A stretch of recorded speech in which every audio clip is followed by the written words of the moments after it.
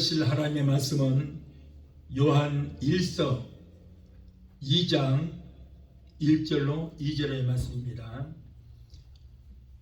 요한 1서 2장 1절로 2절의 말씀 우리 함께 봉독하겠습니다. 나의 자녀들아, 내가 이것을 너희에게 쓰면 너희로 죄를 범치 않게 하려 함이라. 만일 누가 죄를 범하면 아버지 앞에서 우리에게 대언자가 있으니 곧 의로우신 예수 그리스도시라. 저는 우리 죄를 위한 화목제물이니 우리만 위할 뿐 아니요 온 세상의 죄를 위하시니라. 아멘. 기도하시겠습니다. 걸어가신 아버지 감사합니다. 오늘 또 부족한 점 아버지 어린 점 세우셔서 하나님의 말씀을 기억나게 하여 주심을 감사합니다. 종이 입술에 성령의 기름부심이 넘치게 되게 도와주셔서 전해지는 말씀이 능력의 말씀이 되게 하시고 말씀 가운데서 하나님의 세미한 음성이 들려주는 귀한 시간 되게 도와주시옵소서. 예배를 회방하는 악한 눈수마귀를 멸하주시고 오직 성령께서만 이 시간을 주관하시고 하나님 영광 받으시고 높임 받아 주옵소서. 예수 이름으로 감사하며 기도하옵나이다. 아멘. 할렐루야. 오늘은 요한 1서 2장 1절로 2절을 본문으로 해서 중보자 되신 예수님이라고 하는 제목으로 우리 함께 은혜를 받고자 합니다. 인류의 조상인 아담과 하와가 하나님 앞에 불순종하는 죄를 범함으로 아담의 혈통을 이어받은 인간은 누구나 할 것 없이 모두가 죄 아래에 있었습니다. 그러므로 어린 아이들까지도 자기의 마음을 표현할 정도만 되면은 누가 가르쳐 주지 않아도 남을 미워할 줄 알고 시기하고 질투하고 욕심을 낼 줄 알고 저희들끼리 서로가 싸우고 다투고 때리고 빼앗는 것을 볼 수 있어요.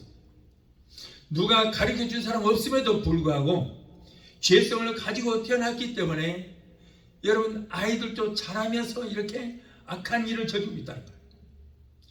예수님을 알지 못하는 세상 사람들도 법에서 정직하게 살라고 합니다. 그러나 인간은 죄의 성품이 있기 때문에 아무리 좋은 법을 만들어 놓고 법대로 살아라 하지만은 법대로 살지를 못합니다. 자, 그러면 예수 믿는 사람들은 어떻습니까? 교회에 나와서 예수 그리스도의 십자가의 공로로 죄사함을 받고 하나님의 말씀으로 은혜를 받으면은 하루에 수십 번씩이라도 내가 어떻게든지 예수님처럼 살겠다고, 예수님 닮아가기를 원한다고 이렇게 다짐을 합니다. 그렇지만은 아무리 거룩하고 성결하게 살아보려고 다짐을 해도 그렇게 살지를 못하는 것이 솔직한 고백입니다.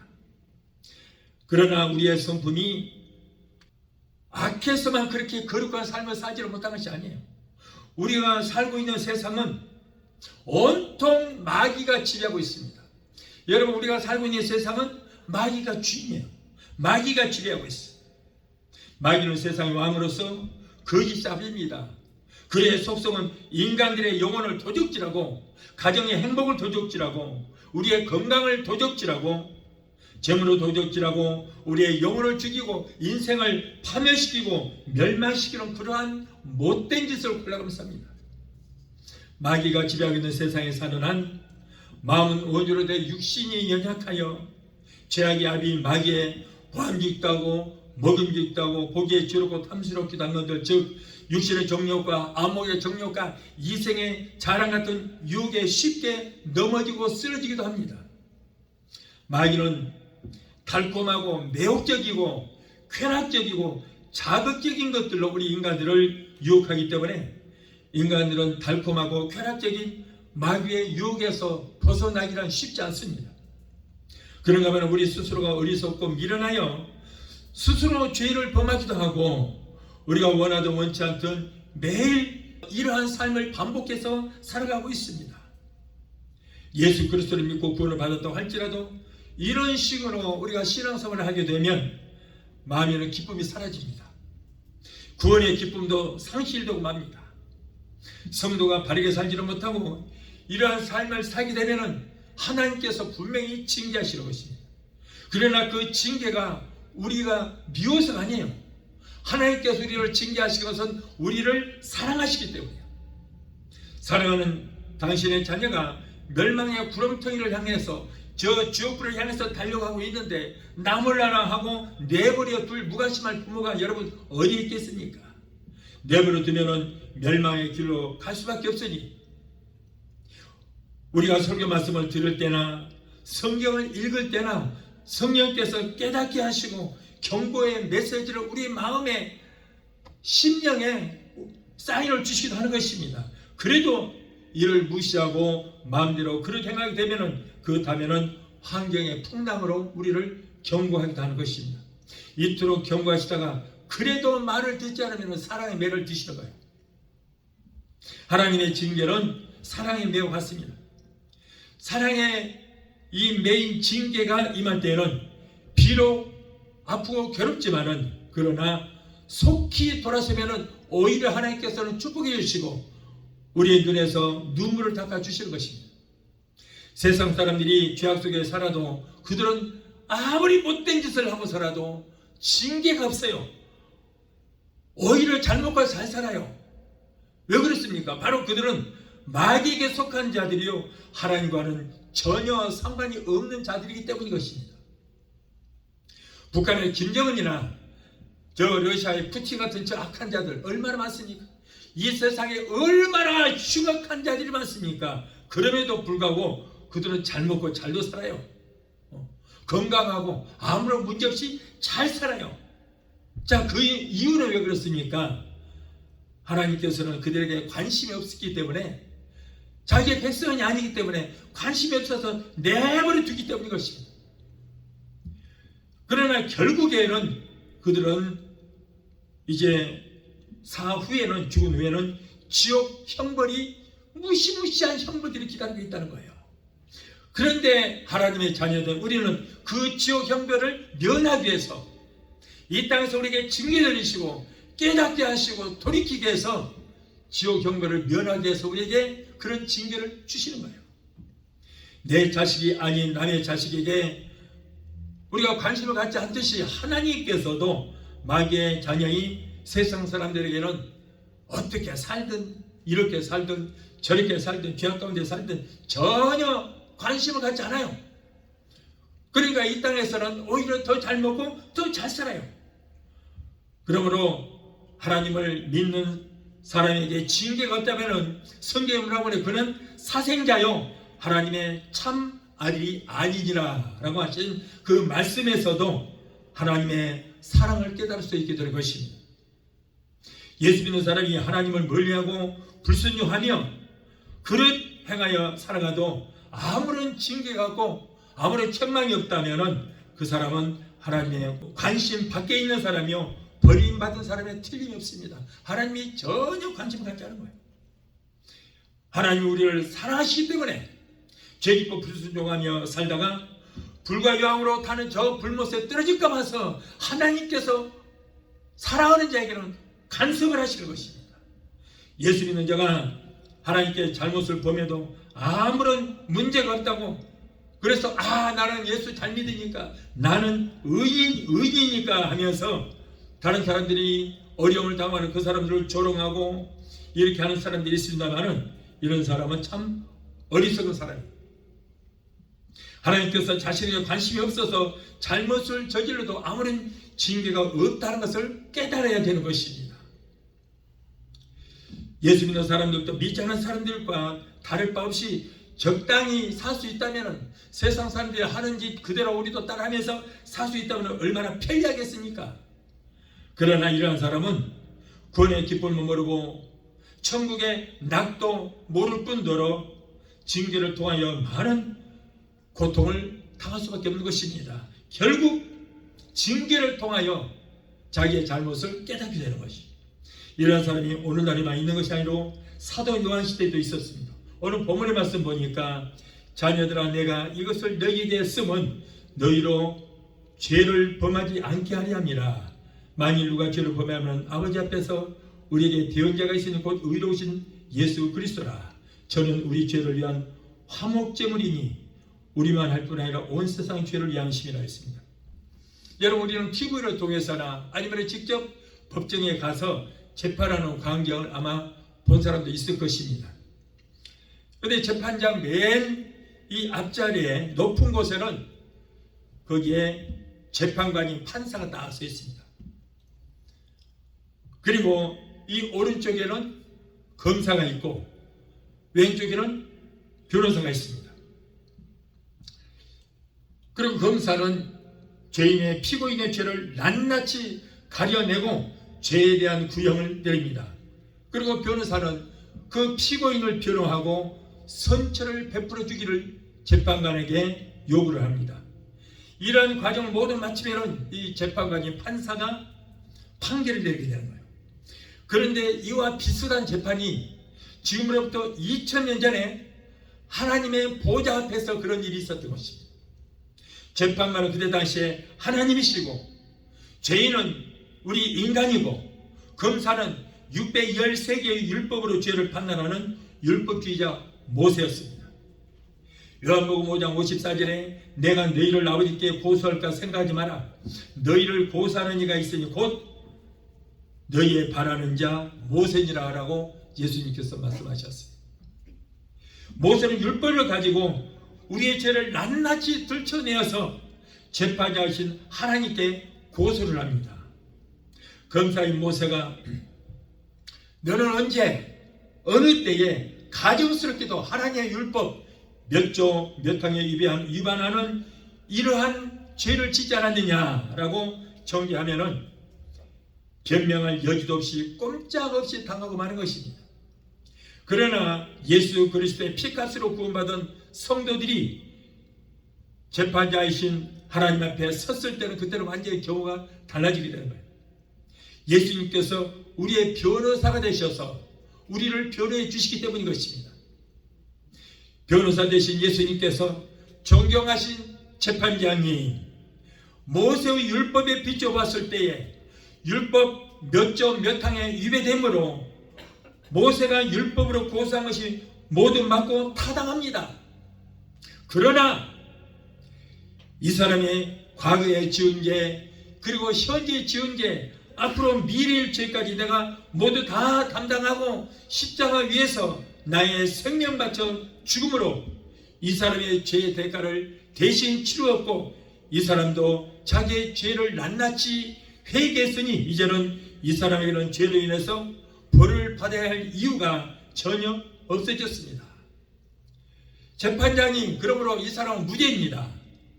존경하는 재판장님 그러므로 이 사람에게 무죄를 선포하여 주시옵소서라고 변론을 해주는 것입니다. 누가 그래요? 예수님이 그렇다고 말이었습니다. 이때 재판장 되시는 하나님께서는 이 사람의 죄를 대신하여 예수가 피 흘려 죄의 대가를 지불하였고 자신도 죄를 회개하였으므로 이 사람에게는 무죄다. 이제 무죄로 판결한다. 이 사람은 죄가 없다. 무죄다 하고 탕탕탕 두들기면은 이제는 이 사람에게는 무죄가 되는 거예요. 예수님께서 그 피고인의 죄를 다 담당하고 피 흘리고 생명 바쳐 그 죄가를 모두 다 치루어 주셨기 때문에 이 사람은 이게 무죄가 된 거예요. 그러므로 재판장 되신 우리 하나님께서는 예수 믿는 성도들이 죄를 범하였음에도 불구하고 우리가 회개하기만 하면 우리의 죄를 사하여 주실 뿐 아니라 마치 죄를 한 번도 짓지 않은 것처럼 용서받은 의인으로 여겨주시고 너는 이제부터 용서받은 의인이다 라고 판결을 해 주실 것입니다.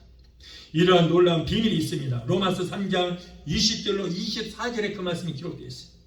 율법의 행위로는 의롭다 하심을 얻지는 못하고 율법은 죄를 깨닫게 하나 하나님의 의가 되신 예수 그리스도를 믿음으로만이 그의 구속하심으로 의롭다 하심을 얻는다. 이렇게 분명히 기록하고 있습니다. 즉 율법으로는 죄를 깨닫게 됩니다. 율법은 나의 속사람을 비춰보는 거울에 불과한 거예요. 율법이 거울로 비춰보면 나의 속사람의 얼굴에 무엇이 묻어 있는지 모두가 다 보입니다. 다 알 수 있습니다. 그런데 이 묻어 있는 더러운 것들을 율법은 이 거울로는 이것을 지울 수가 없습니다. 오직 예수 그리스도의 보혈로만이 깨끗하게 씻어낼 수가 있게 될 것입니다. 그리고 성령으로 마음의 얼굴을 새 단장을 해야 되는 것입니다. 이처럼 율법으로는 죄를 드러나게 하고 예수 그리스도의 피로 죄 씻음을 받으며 성령께서 매일매일 우리를 새롭게 해 주실 때에 여러분 의로운 하나님의 성도가 되게 되는 것입니다. 그러므로 우리는 왜 예수를 믿어야 구원을 얻게 되는가를 우리는 오늘 말씀을 통해서 이미 깨닫게 된 줄로 믿습니다. 첫째로 구원을 얻으려면 우리는 그러면 어떻게 될 것인가? 우리가 선하게 살고 죄 짓지 않고 좋은 일 많이 하고 굳이 하는 일 많이 하고 착하게 산다고 우리의 영혼이 구원받아서 천국 가는 거 아닙니다. 여러분 인간의 행위로 구원받지를 못하는 것입니다. 부처를 믿고 알라를 믿고 그리고 성모 마리아를 믿는다고 그렇다고 해서 우리의 영혼이 구원받는 거 아니에요. 여러분 우리가 구원받기 위해서는 오직 한 길 예수밖에는 그 어디에고 구원받을 길이 없다는 것입니다. 그 이유는 예수님만이 우리의 죄를 담당하시고 죄 때문에 내가 죽어야 할 것을 죄 싸서 사망이라 죄 지은 내가 내 죄 때문에 내가 죽어야 되는데 예수님이 십자가에서 나를 대신해서 대신 죽어주셨기 때문인 것입니다. 그러므로 여러분 예수님만이 구원이에요. 여러분 예수님 외에 어느 누가 자기의 신도를 위해서 대신 죽어준 사람이 누가 있었어요? 아무도 없어요. 오직 예수밖에 없습니다. 오늘날 다원주의를 주장하는 분들은 말하기를 우리 종교가 중요하듯이 다른 종교도 다 모두가 중요하며 우리 종교에만 구원이 있다고 하라서 이건 잘못된 것이다. 이건 이기적이다. 그래서 우리 종교에만 구원이 있는 것이 아니고 다른 종교에도 나름대로 다 구원이 있다라고 강단에서 공공연히 외치는 WCC를 숭배하는 목회자들이 있는데 이런 주장은 바로 마귀적이고 사탄적인 주장인 것입니다. 이 사람은 하나님의 종이 아닌 사탄의 종인 것입니다. 여러분 금방도 제가 말씀드렸다시피 예수 외에 누가 나를 대신해서 죽어줬습니까? 누가요? 예수 외에는 우리는 모두 죄인데 죄 때문에 우리가 멸망을 받는데 여러분 우리의 죄를 짊어지고 대신 죽어주신 분 오직 예수밖에 없다는 거예요. 우리는 이러한 마귀의 소리를 기울이지 말아야 돼요. 여러분 우리가 구원받아서 천국에 갈 수 있는 길은 우리 죄를 대신하여 죽으심으로 죄값을 치러주신 예수를 믿는 그 길, 딱 한 길밖에 없습니다. 여러 길이 있다고 할지라도 여러분 천국 가는 길은 딱 한 길이야. 한 길. 오직 한 길. 그래서 예수님께서 뭐라고 그래요? 내가 곧 길이요 천국 가는 길이요 진리요 생명이니 나로 말미암지 않고서는 아버지께로 갈 자가 없다. 아버지 계시는 천국까지 갈 자가 없다. 예수 외에는 없다는 거예요. 예수가 천국 가는 길이라는 거예요. 많은 길이 있습니다. 석가모니의 길도 있고요, 알라의 길도 있고, 성모의 길도 있고, 요즘에 뭐 한국에 뭐 신천지 길도 있고, 문섬의 길도 많은 길이 있는데 다른 이들은 전부 그곳으로 가다 보면은 그것은 지옥으로 떨어지는 길이에요. 그러나 천국 가는 길은 오직 한 길, 예수 길밖에 없는 줄 믿습니다. 구원을 얻기 위해서는 오직 예수 그리스도만을 영접해야 되는 거예요. 나름대로 다른 종교도 구원이 있다고 하는 것은 사탄주의자들로 이 사람은 분명히 말해서 사탄의 종입니다. 사탄의 종이 가증스럽게 목사의 탈을 쓰고 강단에 서서 예수 외에도 구원이 있다고 이런 외치는 거예요. 얼마나 위험한지 모르는 것입니다. 예수 그리스도를 믿는 자에게는 하나님의 자녀가 되는 권세를 주셨습니다. 요한복음 1장 12절에 영접하는 자 곧 그 이름을 믿는 자들에게는 하나님의 자녀가 되는 권세를 주셨다 그랬어요. 예수님을 영접하는 자는 무엇보다도 곧 예수 이름을 믿는 자들인 것입니다. 예수 이름에 권세가 있으며 예수의 이름에 능력이 있는 그 믿음을 갖는 자인 것입니다.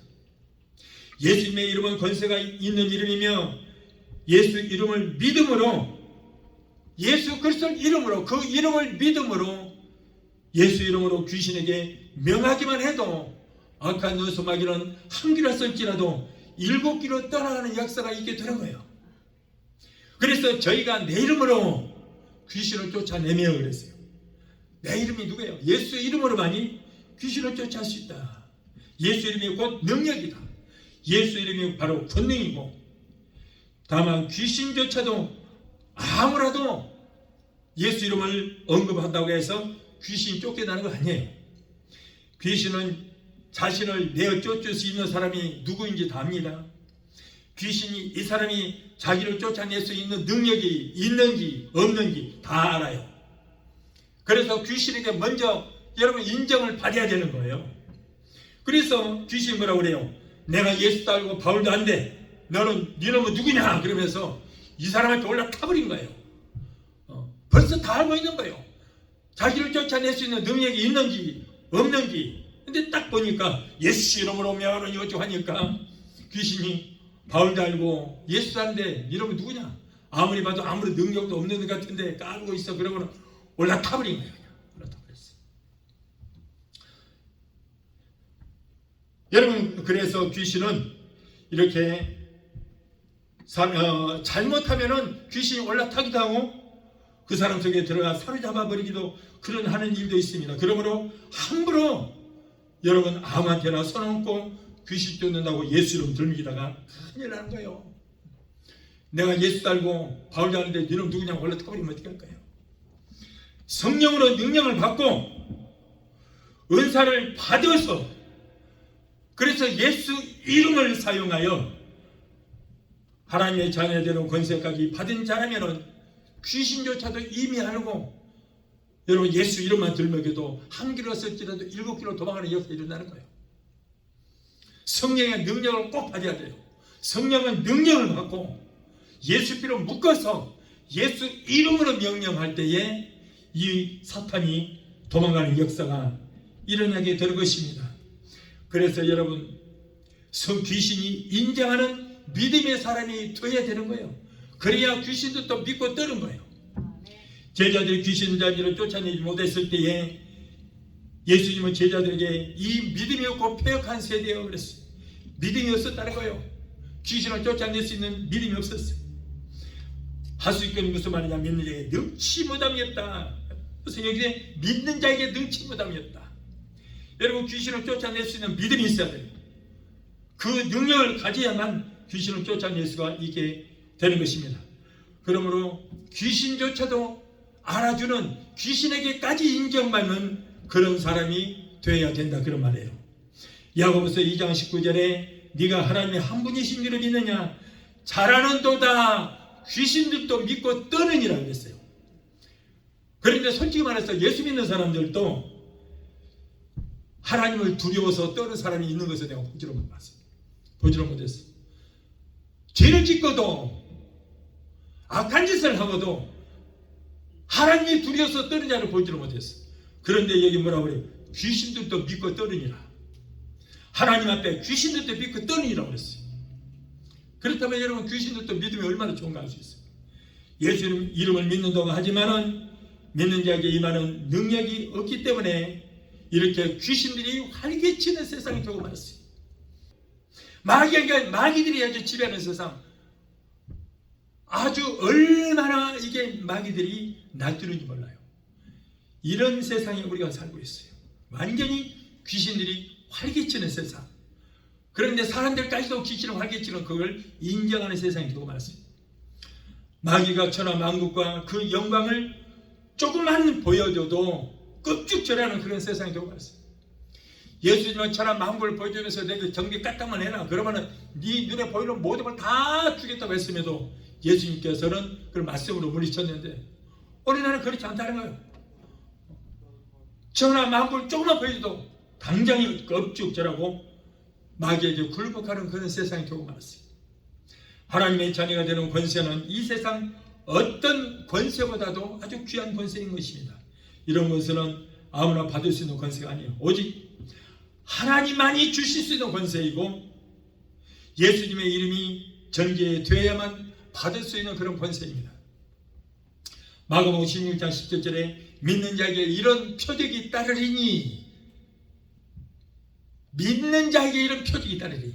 저희가 내 이름으로 귀신을 쫓아내며 새 방언을 말하며 뱀을 집으며 무슨 독을 마실지라 해를 받지 않냐며 병든 자에게 손을 얹어주 나리라.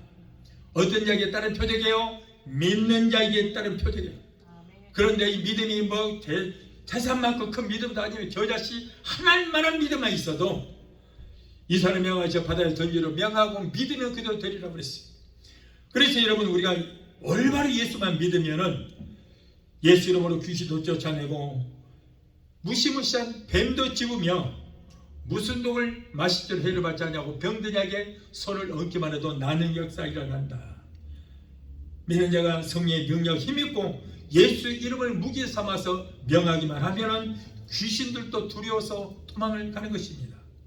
그런데 이런 권세받은 자들이 귀신조차도 알아주지 못한다면 믿음이 없고 폐역한 세대로 머무를 수밖에 없음을 알아 예수 이름의 권세를 믿고 예수 이름만 드러내는 하나님의 온전한 성도가 되어야 될 줄로 믿습니다. 또한 사람들 앞에서 예수님을 주라 시인해야 돼요. 참으로 예수님을 영접했다면 어디서든지 혹시 생명에 위협이 있을지라도 예수 믿는 것을 절대 부끄러워해서는 안 되는 것입니다. 여러분, 예수 믿는 것이 그렇게 부끄럽습니까? 그러므로 예수 믿는 것을 숨기지 말고 사람들 앞에서 당당히 예수님을 시인하고 당당하게 신앙생활을 할 때에 하나님께서도 기뻐하는 거예요. 우리가 예수님을 부인하면은 예수님께서도 나를 부인하는 것입니다. 내가 하나님을 부인하면 하나님께서도 나를 부인하는 거예요. 또한 예수님 앞에 나와서 모든 죄를 사하심을 받아야 된다. 죄를 사하시는 권세는 오직 예수님에게만 있습니다. 사람들이 한 중법자를 들것에 메고 예수님 앞에 나왔습니다.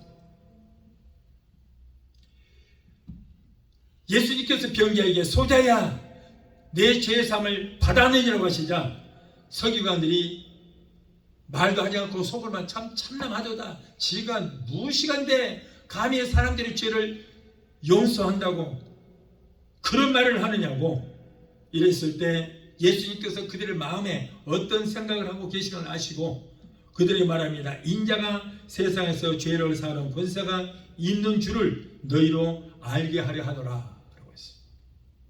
그리고 우리 죄에 대하여 괴로워하거나 죄책을 가지고 후회만 하지 말고 예수님 앞에 나와야 돼요. 여러분, 그렇다면 왜 예수님에게만 죄를 사하시는 능력이 있습니까? 왜 그렇습니까? 바로 우리의 죄를 대속하시고 우리의 죄를 감당하시고 십자가에서 죽어 주셨기 때문에 몇 사람의 죄만 감당하신 것이 아니고 인류의 모든 사람들의 죄를 감당하셨기 때문에 그래서 이미 예수님께서는 인류의 모든 사람들의 각 사람의 죄를 용서를 해 놓으셨습니다. 용서를 해 놓으셨다고 해서 그 죄가 없어진 것이 아니고 그 예수님 앞에 이제 예수를 믿고 나와서 예수님 앞에 죄를 회개할 때 그 죄가 사하심을 받게 되는 것입니다. 용서는 2000년 전에 해놨지만은 그러나 여러분 예수님 앞에 나오지 않으면 그 죄는 그대로 있습니다. 예수님 앞에 나와서 회개할 때 그 죄가 사하심을 받게 된 줄로 믿습니다. 그래서 예수님만이 우리의 죄를 용서할 수 있는 그런 능력이 있게 되는 것입니다. 그러므로 죄에 대하여 괴로워하거나 죄책감을 가지고 힘들어하지 말고 예수님 앞에 나오십시오. 나와서 죄를 회개하십시오. 7번씩 70번이라도 용서해 주시는 것입니다. 가룟 유다가 예수님의 은 30에 팔았습니다. 그리고 양심의 곧 이 죄책감을 받아서 자살하고 말았어요. 그 일로 인해서 유다는 저 뜨거운 지옥불 유황불 속에 들어가 말았어요. 그런데 베드로도 사실은 똑같은 죄를 지었어요. 가룟 유다는 은 30에 팔았지만 여러분 베드로도 사람들 앞에서 내가 저자를 맹세하고 저주하느니 결코 알지를 못한다고 이렇게 배은망덕한 짓을 했습니다. 가룟 유다가 은 30에 파는 것과 똑같은 짓을 했음에도 불구하고 예수님 앞에 나와서 그런 통곡을 하면서 회개했더니 주님께서 그의 죄를 용서해 주실 뿐 아니라 여러분 그를 제자 중에 수제자로 삼아 주셨잖아요. 가룟 유다도 예수님을 배신했던 베드로처럼 주님 앞에 나와서 회개했더라면 주님께서 그 사람의 모든 죄를 용서해 주었을 텐데 나오지를 못하고 스스로 자기 목숨을 끊고 말았어요. 우리를 대신한 십자가에 진 예수 그리스도를 바라봐야 돼요. 주님 앞에 나와서 용서를 구하고 우리 죄를 사해 주신 예수님의 은혜에 우리는 감사할 줄 알아야 될 줄로 믿습니다. 둘째로 하나님은 공의의 하나님이시고 사랑의 하나님이십니다. 어떤 청년이 후리에서 아이파비에서 운전을 하다가 과속을 했어요. 폴리스에게 걸렸습니다. 이제 담당 임판관에 가서 이제 재판을 받는데 담당 판사가 그 청년에게 벌금형을 내렸습니다. 청년은 돈이 없어서 벌금을 낼 수가 없습니다. 그래서 구류에 처해질 그럴 처지에 놓이게 됐습니다. 그런데 그 벌금을 선고했던 그 판사가 이 사람을 대신해서 대신 벌금을 내어주는 것입니다. 왜 그랬을까요? 바로 그 청년이 판사의 아들이었기 때문인 거예요. 여러분, 하나님은 공의로우십니다. 하나님 자신이 정하신 법을 하나님의 자녀된 우리가 어겼을지라도 그렇다고 해서 무조건 용서해 줄 수 없는 거예요. 아까 그 판사도 그랬잖아요. 아무리 자기 아들이지만은 죄를 용서하는 것이 아니고 그 아들이 돈이 없으니까 자기가 대신 아버지가 대신 벌금을 내줬어요. 하나님도 마찬가지로 하나님의 자녀들이 죄를 범했다고 해서 그 죄를 그냥 묻어둘 수도 없고 어떻게 할 수 없으니까 하나님께서는 당신의 아들을 이 땅에 보내셔서 독생자 예수 그리스도를 보내셔서 우리를 대신해서 죽게 하셨어요. 창세기 2장 17절에 보면은 선악을 알게 하는 나무의 실과를 먹지 말라. 먹는 날에는 너희가 정령 죽으리라 했습니다. 그런데 아담과 하와는 하나님의 법을 어겼으므로 죄사실 사망을 당해야 됐던 것입니다. 그뿐 아니라 아담의 후손들은 더 많은 죄를 짓게 되므로 모든 인류는 죄값으로 죽을 수밖에 없었어요. 하나님은 사랑의 하나님이시기 때문에 하나님의 피조물인 인류가 죄로 인해서 죽는 것을 그대로 두고 볼 수만 없었습니다. 그래서 인류를 구원할 방법을 생각하신 것이 바로 아들 예수 그리스도를 육신의 몸을 입혀서 그래서 세상에 보내어 십자가에서 죽음의 죄값을 치르도록 작정을 하신 것입니다. 그때 언제입니까? 바로 창세기 3장 15절이에요. 하나님께서는 에덴 동산에서 아담과 하와에게 죄를 짓게 한 그 뱀을 꾸짖으면서 내가 너로 여자와 원수가 되게 하고 너의 후손도 여자의 후손과 원수가 되게 하리니 여자의 후손은 너의 머리를 상하게 할 것이요 너는 그의 발꿈치를 상하게 할 것이다 그랬어요. 여러분, 이것은 아담과 하와가 범죄를 하게 되자 그 모든 후손들이 다 죄로 인해서 죽을 수밖에 없었습니다. 그래서 하나님께서는 창세기 3장 15절에 인류를 구원할 메시아를 보내기를 작정하신 거예요. 계획을 세우신 것입니다.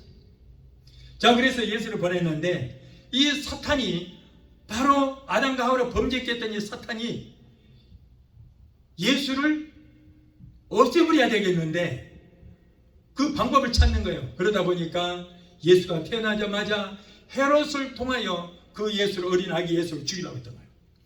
그러니까 하나님께서는 이제 그들에게 애굽으로 피하게 하시고 4년 후에 가만히 소식을 들으니까 자기를 죽이려고 했던 거 헤롯, 예수를 죽이려고 했더니 헤롯이 죽었다는 거예요. 헤롯의 아들이 아버지가 빨리 죽어야 자기가 왕자리를 차지해야 되겠는데 아버지가 죽지 않으니까 아버지를 암살을 해버렸어요. 쿠데타를 이렇게 죽여버린 거예요. 그리고 자기가 이제 왕이 되었습니다.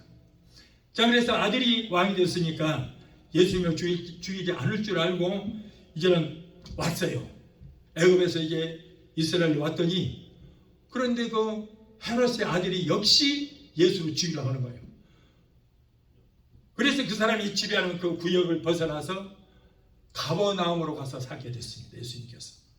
그래서 예수님께서 이제 성령으로 세례를 받으시고 메시아의 사명을 감당하기 위해서 광야로 가서 시험을 받으실 때에 마귀가 또 거기서 세 가지를 가지고 예수님을 시험을 합니다. 어떻게든지 넘어뜨려서 예수님께서 그 메시아 사역을 감당하지 못하게 하려고 세 가지를 유혹을 하는 거예요. 육신의 정욕과 안목의 정욕과 이생의 자랑. 자, 예수님께서 40일 금식했으니 가장 필요한 건 뭐예요? 지금 배고픔을 면하는 거예요. 자, 너는 하나님의 아들 아니냐? 너는 능력이 있지 않느냐? 그러니 이 돌로 떡을 만들어서 너희 배고픈 부복을 채우라. 그랬더니 예수님께서는 사람이 떡으로만 살 것이 아니고 하나님의 입에서 나오는 말씀으로만 살 것이라. 말씀으로 이긴 거예요. 자, 그러면 이 마귀가 포기하고 갈 줄 알았더니 절대 그렇잖아요. 여러분, 이 마귀는요, 한번 누군가를 넘어뜨리려고 타겟을 정해놓으면 절대 포기하지 않습니다. 끝까지 물고 늘어지는 거예요. 보세요. 헤롯을 통해서 죽이려고 했던데 그 실패하니까 이제는 또 시험을 하잖아요. 그러면 이제 두 번째 시험 뭡니까? 높은 산으로 데리고 가서 천하 만국을 보여주면서 너의 눈에 보이는 모든 것들을 내게 다 주겠다. 그러니 나에게 까딱 경배만 해라. 이 세계가 모든 지구촌의 세계가 내 소유다. 그러므로 네게 모든 것을 줄 테니 나에게 경배만 하라. 자, 안목의 정욕이에요. 보암직도 하고 안목의 정욕. 그래 예수님 그 말씀으로 또 물리쳤어요. 근데 세 번째는 성전 꼭대기로 올라가더니 여기서 한번 뛰어내려봐라. 그러면 천사들이 내려와서 수종 들어줄 것이 아니냐. 발꿈치 하나도 상하지 않게 하면은 사람들이 와 역시 하나님의 아들이로다 메시아다고 당신을 환영해 줄 거 아니냐. 이 세상 자랑. 이것도 예수님이 물리쳤어요. 그래서 전부 그 시험을 물리쳤습니다. 자, 여기서 실패를 하지 어떻게 됐어요? 그 다음에 이제 베드로를 통해서 예수님께서 내가 이제 얼마 있지 알아보는 예루살렘에 올라가서 내가 인류를 위해서 죽을 것이다.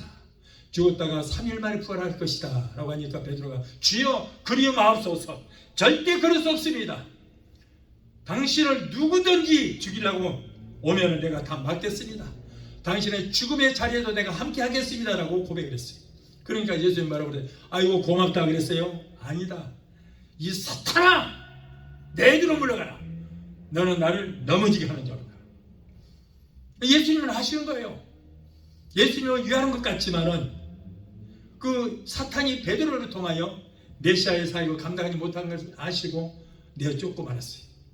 자, 여기서도 실패하자 결국 가룟 유다를 통하여 예수님은 30일 팔기하고 십자가에 죽게 만들었던 것입니다. 자, 십자가 달리했어요. 자, 이럴 때 창세기 3장 15절에 뭐라고 하세요? 뱀은 여자의 후손에 발꿈치로 물 것이다. 자, 물렸어요. 지금 이제 십자가에 달리고 물린 거예요. 그런데 결국 예수님께서 내가 다 이뤘다 손바시 이 땅에 온 목적을 다 이뤘다. 자, 그리고는 운명하셨어요. 그런데 마귀는 속은 거예요. 예수만 죽이면 될 줄 알았더니 예수님이 오신 목적이 뭐예요? 인류를 위해서 죽으러 오신 거예요. 죽으신 거예요. 당신이 지금 계획했던 거 모든 것 이 땅에 온 목적을 다 이루신 거예요. 죽으셨어요. 죽어버리고 만일에 부활하지 못했다면 예수는 메시아도 아니고 아무것도 아니에요. 불교나 뭐든 석가모니나 누구나 똑같을 거예요. 그런데 예수님은 사망의 권세를 물리치고 이겼어요.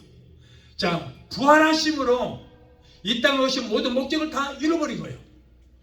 만일에 부활하지 못했다면 내가 다 이뤘다는 것은 부도가 나는 건데 다시 부활하심으로 모든 것을 다 잃어버린 거예요. 이때 바로 여자의 후손이 뱀의 머리를 뭐라고요? 깨뜨려버린 거예요. 승리자가 된 거예요. 그래서 여러분 그때부터 창세기 3장 15절에 모든 예언이 다 완성이 되고 그리고 뱀의 머리는 깨뜨려진 거예요. 예수님께서 뱀의 머리를 깨뜨려 놓기 때문에 여러분 마귀는 아무런 힘이 없습니다. 그러므로 이 비밀을 알고 단호하게 너희 머리를 깨뜨려 놓으신 나사렛 예수 이름의 메로니 약한 요소 마귀들은 예수 이름을 갈지어다 명령하면 가장 두려워하는 거예요. 가장 두려워요. 그래서 예수 이름을 무서워하는 거예요. 자기 머리를 깨뜨려 놓으신 그 예수를 얼마나 두려워하겠어요. 그 예수 이름을 들먹이면 마귀는 벌벌 떨 수밖에 없습니다. 여러분 물론 구약시대에도 짐승의 피로 죄사함을 받았습니다. 왜 그렇습니까? 바로 피임이 없어지고 죄사함이 없기 때문인 것입니다. 그러나 그때는 죄를 범할 때마다 짐승을 잡아서 희생제물로 드려야 했습니다. 일회용에 불과했던 거예요. 구약의 짐승의 피로 드린 제사는 장차 오실 예수 그리스도의 구속의 예표였습니다. 그래서 인간의 죄를 영원히 사해 줄 수 없는 그 짐승의 피였지만, 그런 예수님께서 마지막 제물로 오셔서 죽어주심으로 단번에 여러분 인간의 모든 죄를 사할 수가 있고 구원의 역사를 이루게 된 거예요.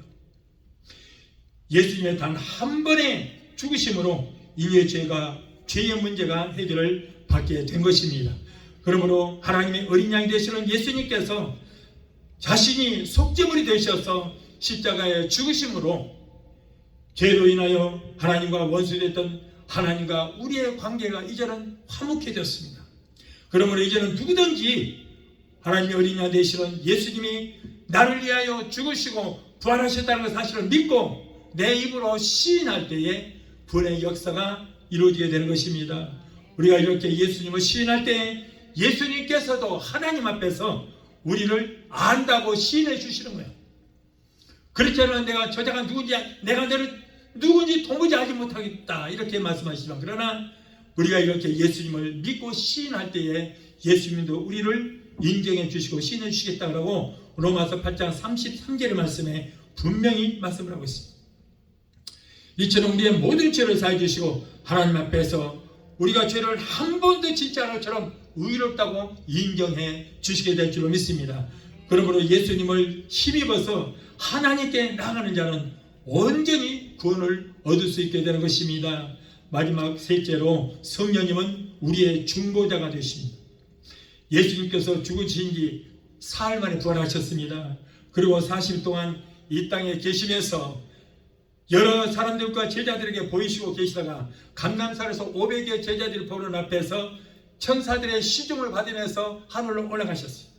예수님께서 제자들에게 말씀하시기를 내가 가르쳐 되기 위기다. 내가 가지 않으면 보혜사가 오지 않는다. 내가 감으로써 아버지께 부탁하여 보혜사 성령을 너에게 보내주실 것이다 라고 했는데, 이 보혜사는 바로 파라클레토스라고 해서 중보자, 보호자, 위로자, 변호자라는 그런 뜻입니다.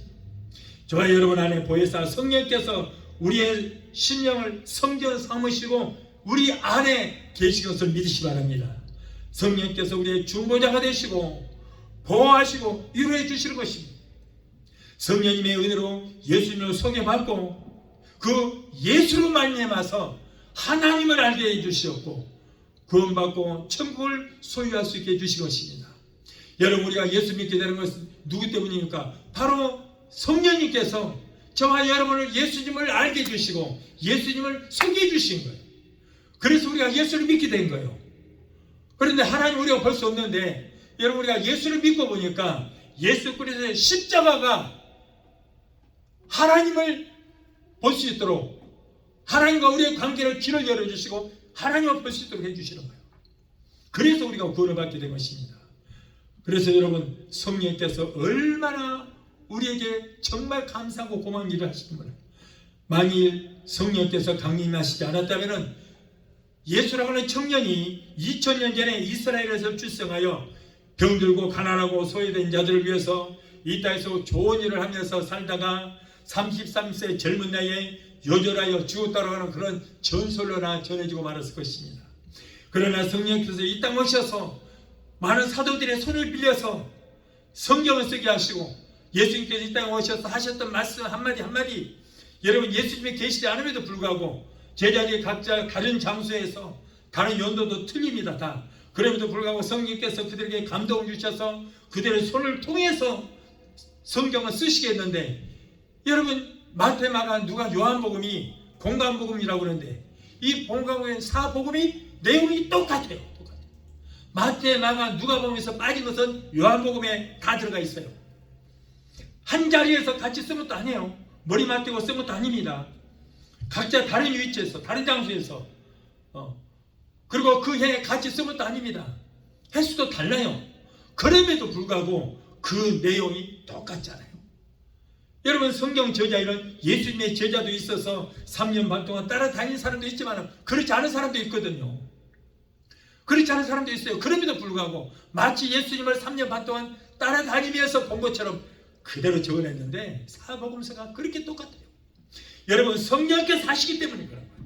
그래서 우리가 그 성령께서 성경을 쓰게 하시고, 그래서 그 성경을 우리가 통해서 예수님을 알게 되고 예수님을 믿게 되는 것입니다. 성령께서 하시는 거예요. 성령께서. 로마서 8장 8절 21절에 육신에 있는 자들은 하나님께서 기쁘시게 할 수 없느니라. 만일 너희 속에 하나님의 영이 거하시면 너희가 육신에 있지 아니하고 영에 있나니 누구든지 그리스도의 영이 없으면 그리스도의 사람이 아니라. 내 안에 성령이 없으면 예수님과 상관이 없는 사람입니다. 그 말입니다. 또 그리스도께서 너희 안에 계시면 너희 몸은 죄로 인하여 죽을 것이나 영은 의를 인하여 살 것이니라. 그리고 잘 들어보십시오. 굉장히 중요해요. 예수를 죽은 자 가운데서 살리시는 이의 영이 너희 안에 거하시면 예수 그리스도 안에 거하시는 그의 영으로 말미암아 너희 몸도, 너희 죽을 몸도 살리시리라. 이게 무슨 말씀이냐면 하나님을, 예수님을 죽은 자 가운데 살리시는 분이 누구예요? 성령입니다. 그 말이에요. 성령님. 그런데 그 성령님이 너 안에, 우리 안에 거하시면은 병들어서 죽어가는 그 몸도 예수를 죽은 자 가운데서 살리시는 그 영이신 성령이 너희 죽을 몸도 살리시리라. 고치시리라. 살리시리라. 그런 말이에요. 얼마나 중요한 말씀입니까? 얼마나. 이 말씀의 능력이에요, 여러분. 그래서 병든 자를 위해서 기도할 때 꼭 이 말씀을 사용하시고, 죽은 자를 위해서도 예수를 살리시는 이신 성령이, 우리 안에 계시는 성령이 예수를 살리듯이 우리 몸도 살려주시옵소서라고 기도하십시오. 믿음으로 기도할 때에 놀라운 기적의 역사가 일어나게 될 줄 믿습니다. 로마서 8장 11절의 말씀이에요. 꼭 이 말씀 기억하시고 여러분 사용하시기 바라요. 그러므로 보혜사 성령님의 인도하심이 없으면은 우리가 예수를 알 수 없고 하나님을 아버지라고 부를 수도 없고 우리의 영혼이 구원을 받을 수도 없습니다.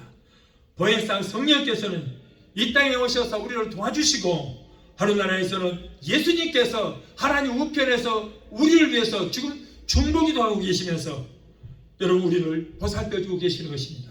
그러니 얼마나 행복합니까?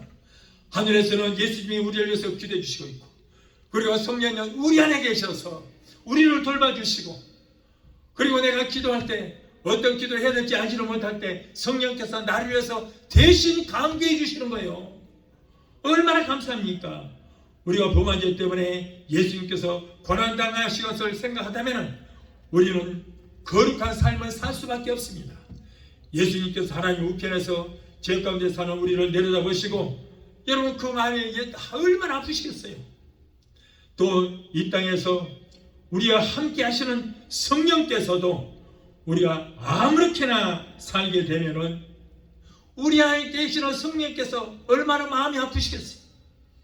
물론 하늘에서 예수님께서 우리를 내려다보고 계시지만은, 그러나 여러분 성령님은 내 안에 계시기 때문에 우리가 어떻게 사는 것인지, 무슨 말을 하는 것인지, 무슨 생각을 하는 것인지 보고 계시고 알고 계시잖아요. 그러니 얼마나 마음 아프시겠어요. 그러면 우리는 죄를 범했을지라도 속히 회개하고 돌이켜서 거룩한 삶을 사는 우리 모두가 되어야 할 줄로 믿습니다. 우리 찬양 강구 하시고 기도하시겠습니다.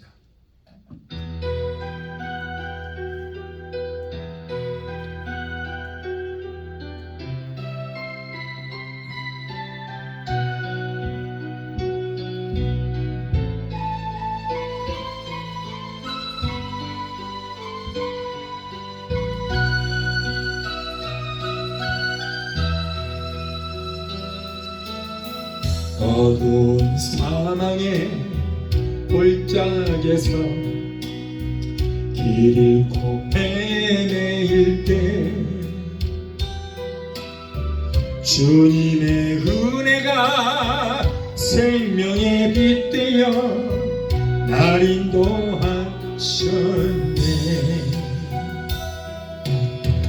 때 묻고 더러운 내 영혼 씨 지켜주시며 내 마음속에 성령 주시어 기쁨으로 살게 하시네. 주님께서 사랑이요 생명이요 부활입니다. 절망과 시련의 그늘에서 고통을 당할 때에 주님의 십자가 보혈의 은혜로 날 구원하셨네.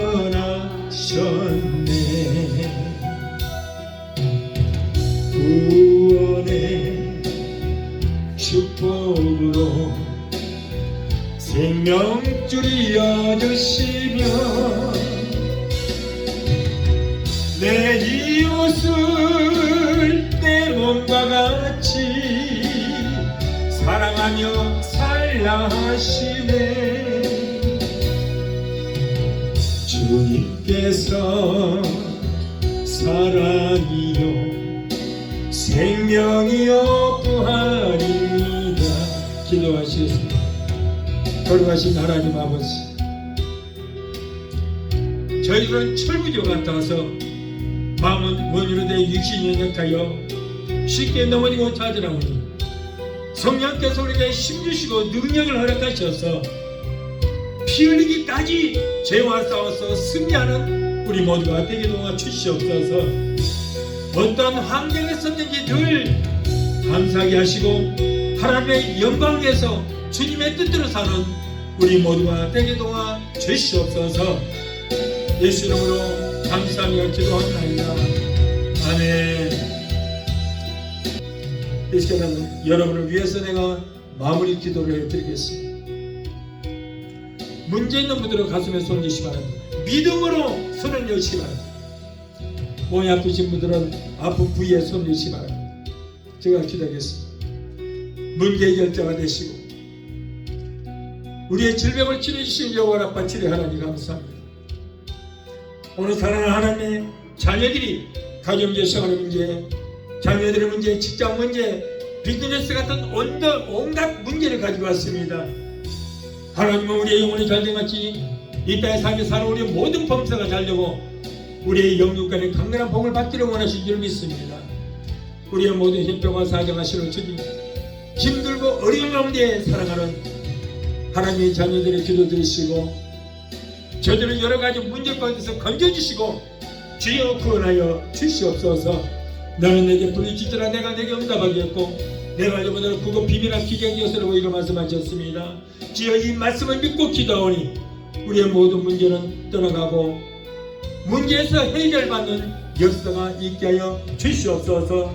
이 어려운 시대에 성령님 역사 여기셔서 가족들의 모든 범사가 잘되는 역사 있게 하시고 하나님께서 우리에게 선물해 주신 자녀들이 하나님 잘 섬기고 하나님께서 위로부터 내려주시는 복을 얻게 되게 도와주시옵소서. 내가 나서는 예수 그리스도의 이름으로 내노니 하나님의 자녀들에서 모든 문제를 떠나 갈지어다. 가정대 생활 문제, 자녀들의 모든 문제는 내가 예수 이름으로 엄히 명하노니 저들에서 예수 피로 예수 이름으로 갈지어다. 아들, 딸, 손자, 손녀들이 하나님께서 위로부터 내려주시는 복을 얻게 되게 도와주시옵소서. 자녀들이 세상을 들어가든지 머리가 되고 꼴이 되지 않고 위에만 있고 아래 있지 않는 자녀 되게 하시고 하나님과 사람들에게 인정받는 자녀들이 되게 도와주시옵소서. 또한 하나님의 백성들의 시간에 말씀에 의지하여 아픈 곳에 손을 얹었습니다. 마가복음 16장 17절에 병리자에게 손을 얹으려 다리라 말씀하셨습니다. 아버지, 이 말씀 믿고 믿음으로 손을 얹은 그곳에 예수 그리스도의 못장은 손을 만지시고 피 묻은 손으로 만져 주시옵시고 못장은 손으로 만져 주시옵소서. 내가 예수 이름으로 명하노니 사랑하는 하나님의 자녀들로 괴롭히는 모든 질병 병만은 예수 이름으로 명하노니 예수 이름으로 갈지어다. 신경통, 관절염, 류마티스, 디스크는 내가 예수 이름으로 명한다. 예수 이름으로 갈지어다. 내가 예수 이름으로 명하노니 모든 암덩어리는 녹아지고 사라지고 소멸되게 될지어다. 제정함, 위암, 장암, 폐암, 자궁암을 내가 예수 이름으로 내오니 성의 물로 소멸되게 될지어다. 모든 남은 성의 물로 그놈부터 말라지게 될지어다. 신부전증, 심근경색, 심장 부정맥, 신장염은 내가 예수 이름으로 내오니 깨끗하게 고침받을지어다. 갑사스, 주부표, 성합의 대상, 포진, 통풍은 예수 이름으로 내오니 따라 갈지어다. 성도들에게 고통지를 모든 감성증도 사라지게 될지어다. 우울증, 광장의 불내증, 폐쇄, 공포증을 가져다 주는 악한 너스마귀의 귀신들은 내가 예수 이름으로 명하노니 저들에서 예수 이름으로 갈지어다. 이제는 너희들은 상당했다. 하나님의 자녀들에서 묶임을 놓고 물러 갈지어다. 예수 이름으로 갈지어다. 한국에 있는 변현수 권사 눈 황반 반석도 예수 이름으로 명하노니 예수 이름으로 갈지어다. 하나님, 변현수 권사의 황반 반석도 치료하여 주시옵시고 깨끗하게 고쳐 주시옵소서. 하나님 고쳐주시니 감사합니다. 믿음의 기도는 병든이라 고다리니 주께서 저희를 일으키시러 말씀하셨습니다. 여호와를 경외하는 너희들은 의로운 해가 떠올라서 치료하는 감사를 바라리니 너희가 나가서 외양간에 나온 소나처럼 걷기라고 뛰기도록 말씀하셨습니다. 저와 첫째 마지막으로 너희가 나무리 버리라. 병든 자에게 손 얹은 날이라 말씀이고 믿음으로 손졌습니다. 주여 내 믿음대로 될지도록 말씀하시고 오늘 시간에 치료의 역사가 일어나게 되게 도와 주시옵소서. 하나님 고쳐주시니 감사합니다. 아기를 갖기를 원하나 수태치 못한 부부들에게 주여 태를 열어주시옵시고 아이를 생산하게 되게 도와 주시옵소서. 사랑하는 하나님의 자녀들이 아버지 어떤 질문도 가까이 하지 못하도록 머리부터 발까지 예수께로 덮어주시고 성의 불땀과 불공으로 막아 주시옵소서.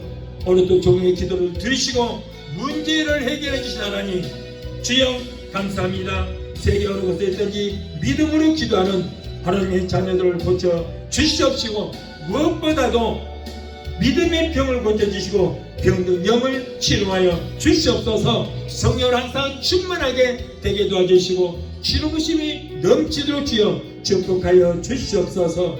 하나님 모든 병에서 깨끗하게 고쳐주시고 치료해주시니 감사합니다. 주님 영광 받으시고 높임 받아 주시옵소서. 예수 이름으로 감사하고 축복하며 기도합나이다. 아멘. 지금은 우리를 죄에서 구원하신 우리 주 예수 그리스도의 그 무한하신 은혜와 아들까지도 아끼지 아니하시고 우리를 위해서 내어주시기까지 우리를 사랑하시는 아버지 하나님의 그 극진하신 사랑과 보혜사 성령님의 내주 교통 충만 역사하심의 은혜가 오늘 주일예배에 참석하여 말씀으로 은혜받고 돌아가는 귀한 성도들의 가정과 가족과 직장과 사업장과 자녀들과 생각과 모든 범사위에 오늘 영상을 통해 함께 예배에 참여하는 사랑하는 하나님의 귀한 백성들의 저들 모든 가정과 가족과 직장과 사업장과 자녀들과 생각과 모든 범사위에 각자 섬기는 교회 위에 베데스다 순무공교회 지금부터 영원토록 함께 하시기를 간절히 축원합나이다. 아멘.